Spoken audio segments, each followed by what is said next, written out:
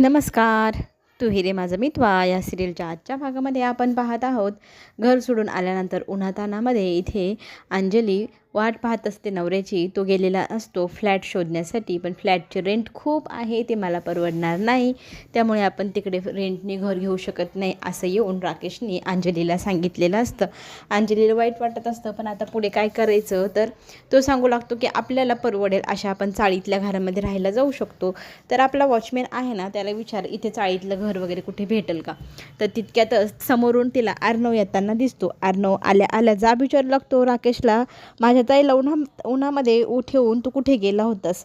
तर इथे अंजली स्वाभिमानाने म्हणू लागते की माझ्या नवऱ्याला तू काहीही बोलायचं नाही, तो काही तुझा आता आश्रित नाही, तू काहीही येऊन बोलायला आणि त्यांनी काही ऐकून घ्यायला, आणि मला तर तुझ्याशी बोलायचंच नाही असं म्हणत ती त्याला जा इथून असं म्हणू लागते. तर तो म्हणू लागतो की ताई तुझे एवढे हाल मला काही पाहावे ना, तर ना आपलं अंधेरीतलं जे फ्लॅट आहे ना, त्या फ्लॅटमध्ये तू तुझ्या नवऱ्याला घेऊन जाऊन राहा. पण इथे ती ऐकायला तयार नसते. ईश्वरी पण समजवत असते की तुमच्या भावाला तुमची एवढी फरफट होताना पाहताना फार त्रास होतोय, प्लीज ताई ह्या घराची चावी तरी घ्या, तिथे तरी राहायला जा. पण ताई काही केले ऐकायला तयार नाही. ताईने स्वाभिमान संघटनाच उडवून ठेवली आहे, त्याच्यामुळे ती काही भावाने दिलेल्या घरात काही राहायला जायला तयार नसते. त्याने हात पुढे केलेला असतो ताईसमोर चावीचा, तर ती त्या हाताला ठोकर देत म्हणू लागते की मला ह्या सगळ्या गोष्टींची काहीच गरज नाही आणि मला तुझ्या कुठल्याही प्रकारच्या उपकाराची गरज नाही, तेव्हा ह्या चाव्या तुझ्याच ठेव असं म्हणत ती त्याला तोऱ्यात बोलून तिथून चालती होऊ लागते. आणि अर्णव मात्र फक्त पाहत असतो ताईकडे. ताई काही केल्या ऐकायला तयार नसते. इकडे आता नम्रता आणि आकाशला ईश्वरीची आई समजावून सांगत असते की इथून पुढे तुम्ही भेटणं थोडंसं कमी करा, जोपर्यंत तुमचं लग्न होत नाही. लग्न झाल्यानंतर तुम्हाला कायम सोबतच राहणं आहे. पण मला असं वाटतं ह्या सगळ्या परिस्थितीचा कशाचा जर तुमच्या नात्यावर परिणाम झाला, तुमचं लग्न मोडलं, तर तुम्ही एकमेकात जास्त गुंतलेले राहू नका, कसल्याही प्रकारे एकमेकांवर अवलंबून राहू नका असं स्पष्टच सांगू लागते. त्याचं म्हणणं काय आहे हे आता नम्रताला कळेना, पण ईश्वरीच्या आईने चांगली समजावून सांगितलेलं असतं की कुणाला बोलायला आपण वाच्यता करायला जागाच द्यायला नको, त्यापेक्षा आपण आपलं मापात राहिलं बरं. असं कोणी आपल्याला येऊन काही म्हणायला नको, तुमचं लग्न मोडलं आणि कोणी जर म्हणालं की तुम्ही दोघं एकमेकात खूप इन्वॉल्व होतात असं तसं, त्यापेक्षा ना थोडा दिवस थोडी कळ मारा आणि एकमेकांना भेटणं टाळा असं समजवून इथे सुप्रिया त्या दोघांना थोडे दिवस भेटू नका असं सांगते, जोपर्यंत लग्न पूर्णपणे पार पडत नाही. लग्न झाल्यानंतर तुम्हाला एकमेकांसोबत आयुष्य तर घालवायचंच आहात, तेव्हा खूप वेळ मिळेल तुम्हाला एकमेकांसोबत घालवायला. फक्त आता ही परिस्थिती इतकी नाजूक आहे, ह्या परिस्थितीत तुमच्या दोघांच्या नात्यावर काही परिणाम व्हायला नको, एकमेकांना काही शब्द वर खाली व्हायला नको, ज्यामुळे मन दुखावले जाईल. मन दुखवलं नातं मोडायला वेळ लागणार नाही. आणि एवढं सगळं समजून सांगितल्यानंतर आता दोघंही विचारात पडतात की आई असं का म्हणते. आता मात्र इथे अंजलीने सांगितलेलं असतं की मी कुठेही राहील, पण तुझे उपकार घेऊन राहणार नाही असं म्हणून ती निघून गेलेली असते. तर राकेश पाठीमागणं खुणवत असतो की ही बाई डोक्याला ताण झाली आहे, हिच्यामुळे मलाही घर सोडावं लागतं आहे ना, एवढे हाल आणि ऊन काढावं लागते. तर इथे अंजली त्याला धक्का देऊन निघालेली असते पुढे, आणि ती गेल्यानंतर अर्णवला फार वाईट वाटत असतं. तो ताईकडे पाहत असतो, ताई मात्र काही केले ऐकायला तयार नाही. हेही त्याच्या लक्षात येतं. ईश्वरी आता अर्णवला सांभाळू लागते. नम्रताची काही वेगळी परिस्थिती नाही. ती आकाशच्या हातात हात घेत म्हणू लागते की तुला माझ्या आईचं बोलणं खटकलं का, राग तर नाही ना आला. तर इथे आकाश सांगू लागतो की काकूंनी जे सांगितलं ते बरोबरच आहे ना, लग्नाआधी जास्त भेटणं किंवा काही गोष्टींना थोडंसं अंतर ठेवणं हे मला पटलं. त्यांच्या म्हणण्यानुसार आपण वागूया आणि आपल्या दोघांचं लग्न तर नक्कीच होणार आहे, हे तर आपल्याला माहितीच आहे. कुठल्याही परिस्थितीत आपण दोघं एकमेकांना आयुष्यभर साथ देऊ असं वचनही आपण एकमेकांना देणारच आहेत. आत्तापासूनच त्या गोष्टीची सुरुवात करायला हवी. हवे तर थोडेच दिवस राहिले आहेत ना वेगळं राहायचे, मग आपण एकत्र तर येणारच आहोत. तोपर्यंत मी तुला मिस करेल असं म्हणत आकाश तिच्या गालावरनं हात फिरवतो. आणि नम्रताही त्याला म्हणू लागते की मलाही ही वेळ आत्ता जाईलच, मलाही तुझी आठवण येतच राहील. आत्ता फक्त आपण थोडा संयम बाळगायला हवा. आई जसं सांगते तसं कमीत कमी भेटणं हे करायलाच हवं असं म्हणून दोघंजण आता वेगवेगळी झालेली असतात. अंजलीने आपल्या वॉचमॅन अंकलला फोन लावलेला असतो. वॉचमॅन दादाला ती म्हणू लागते की तुमच्या ओळखीत कुठे भाड्याने खोली मिळेल का चाळीमध्ये. त्यावेळेला तो म्हणू लागतो, ताई तुम्हाला सवय नाही चाळीमध्ये वगैरे राहायची, तुम्हाला श्रीमंतीची सवय आहे, तर तुम्ही तिकडे कसे काय ॲडजस्ट करू शकाल, मला नाही वाटत तुम्ही राहू शकाल. तर अंजली म्हणते माझ्यावर उपकार करा. तुम्हाला तर माहितीच आहे मी आता घर सोडलं आहे, तर मला थोडीशी मदत करा. एखादी रूम मिळवून देण्याचा प्रयत्न करा. तर वॉचमॅन इथे, हो ताई, मी नक्कीच प्रयत्न करतो, थोडा वेळ थांबा, असं म्हणत नंतर तो एक ॲड्रेस पाठवतो. त्या ॲड्रेसवरती खोली भेटलेली असते. तिथे आता रिक्षा करून अंजली आणि राकेश गेलेले असतात आणि तिथे गेल्यानंतर घराची पाहणी वगैरे करू लागतात. घर कसं आहे, काय. इकडे मात्र अर्णवला वाईट वाटत असतं की ताई आपल्याला सोडून इतकी दूर गेली आहे, पण ती जिथे कुठे राहील ना तिथे तिने आनंदी राहावं एवढीच त्याची इच्छा आहे. तिच्या डोळ्यात पाणी नको यायला, तिला कसलाही त्रास व्हायला नको, एवढीच इच्छा आता अर्णव व्यक्त करतो. त्याच वेळेला ईश्वरी त्याला म्हणते, आपण दोघं एकमेकांसोबत आहोतच, आपण नक्कीच ताईला घरी परत आणू. फक्त आता ही वेळ कठीण आहे, आता एवढ्या वेळेला आपल्याला सांभाळायला हवं आणि मी तुमच्यासोबत कायम तुमची साथ देण्यासाठी राहील. मी तुम्हाला कधीही कुठल्याही संकटात एकटं सोडणार नाही, असं प्रॉमिस करते ईश्वरी. आणि इथे ती म्हणू लागते की आपण दोघं एका टीममध्ये आहोत. आपण एका टीममध्ये म्हटल्यानंतर आता आपण ताईला एकच मिशन आपलं घरी आणणं, एवढंच मिशन पार पाडूया. राकेशला चांगला धडाही शिकवायचा आहेच इथे ईश्वरीला.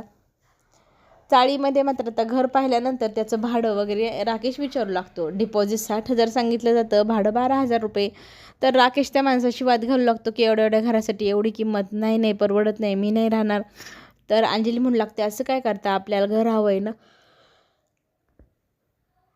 राकेश मात्र आता ह्या सगळ्या वादावादीला मुद्दाम वाढवा करत असतो आणि अंजली मात्र त्या वॉचमॅनकडे पाहत असते. आता वॉचमॅनला लक्षात आलं की अंजली ताईला टेन्शन आले, तर अंजली ताईला कसल्याही प्रकारचा त्रास होऊ नये म्हणून तो म्हणतो, हवं तर भाडं आणि डिपॉझिट सध्या तरी मी देतो, तुम्ही अजिबात टेन्शन घेऊ नका. घरमालकाला तो शाश्वती देतो का तुमचे पैसे बुडणार नाही, ह्या दोघांना इथे राहू द्या.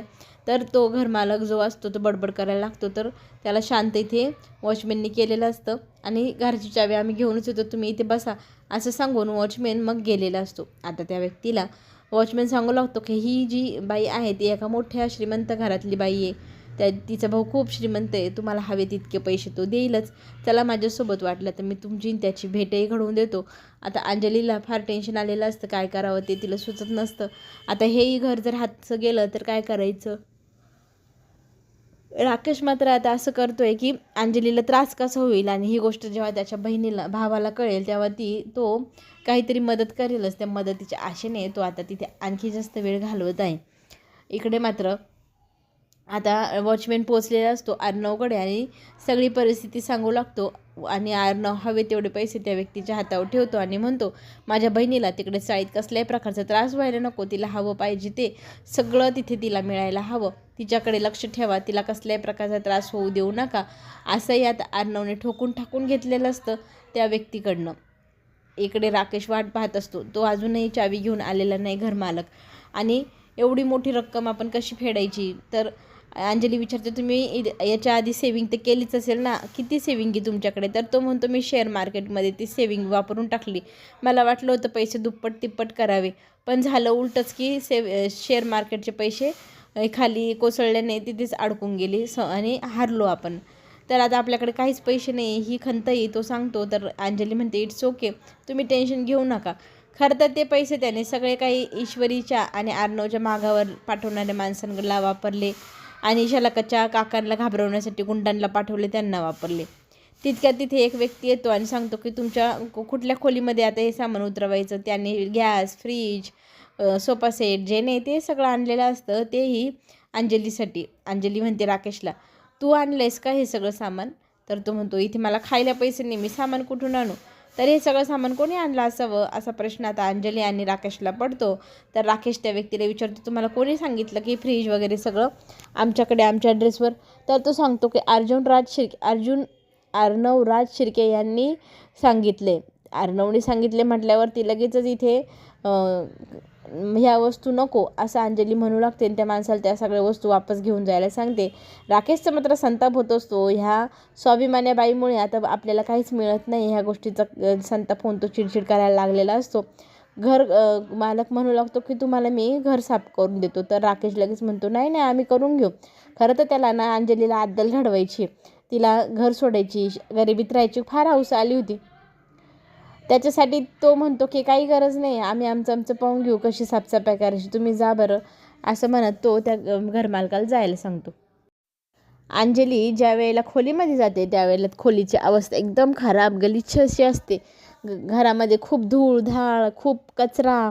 आता इथे बसायचं कुठं, झोपायचं कुठं, काही कळेना. ती रूमची अवस्था पाहून तर अंजली आपल्या नवऱ्याला राजेशला म्हणू लागते की आपण ह्या घराची साफसफाई करूयात का. तर तो म्हणू लागतो, काय पागल झालीस का, आता किती वेळ झाला आहे, मला तर फार झोप येते, मी काही करू शकणार नाही, तूही झोपून घे, मलाही झोपू दे. आणि मी अजिबात कसल्याही प्रकारची घराची साफसफाई आता क्षणाला करू शकणार नाही, मी खूप दमलो आहे, असं म्हणत तो लगेचच कॉटच्या दिशेने जातो आणि त्याच्या कॉटला साफ करून लगेच त्याच्यावरती बेडशीट अंथरून स्वतःला झोपायची सोय लावून घेतो.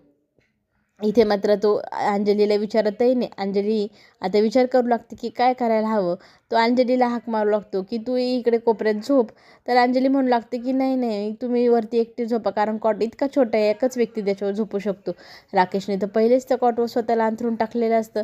तर तो तिला बोलत असतो की तू झोप ह्या बाजूने, मी ह्या बाजूने. तर ती म्हणू लागते की नाही तुम्ही झोपा. मग तो तिला म्हणू लागतो की तूही झोपून घे, फार उशीर झाला, जास्त वेळ इथे आता काही करू नको, असं तसं चाललेलं असतं त्याचं. अंजली मात्र घरातल्या सगळ्या अवस्थेकडे पाहू लागते. इतकी घाण खराब अवस्था, अगदी तिला मळल्यासारखं, उलटी करावंशी असं वाटू लागतं.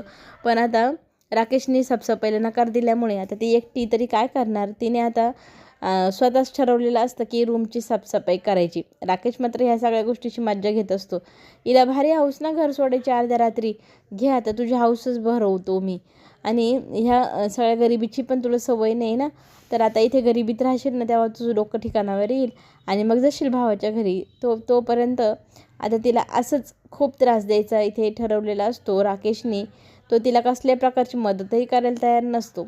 तर इथे अंजली तिच्या झोपण्याची सोय लावू लागते. तिने 2-3 खोकडे असतात त्यांना जमा केलेलं असतं, त्याच्यावरती बेडशीट अंथरते आणि स्वतःला झोपायची छान प्रकारे सोय लावलेली असते. आणि हा सगळा प्रकार राकेश पाहत असतो. त्याला फार मज्जा वाटत असते. या अंजलीला चांगलाच धडा शिकवला आहे असं त्याला वाटू लागतं. दुसऱ्या दिवशी ती उठून घराबाहेर येते तेव्हा ती पाहू लागते की तिचा नवरा आजूबाजूला कुठेच नाही आहे. तर तो कुठे गेला असेल म्हणून त्याला शोधावा का असाही प्रश्न अंजलीला पडलेला असतो. मग ती शोधत शोधत बाहेर येते. बाहेर आल्यानंतर ती वॉचमॅनला, घरातल्या आजूबाजूच्या लोकांना विचारते. तर त्या लोकांनाही माहीत नाही की हा व्यक्ती कुठे गेला आहे. आणि त्यातलाच एक व्यक्ती जो अर्णवच्या ऑफिसमध्ये काम करणार आहे, त्याने हे सगळं प्रकार जो घडतोय तो फोन करून इथे अर्णवला सांगितलेला असतो. आणि अर्णवला मोठा शॉक बसतो. ईश्वरी विचारू लागते काय झाले. तर तो म्हणू लागतो की ज्याची भीती होती तेच झाले. हा माणूस माझ्या ताईला एकटं सोडून बाहेर पळून गेलेला आहे. आता चला आपण ना पुढे काय होणार आहे पाहण्यासाठी उद्या भेटूया. तोपर्यंत चॅनलला लाईक करा, सबस्क्राईब करा. धन्यवाद.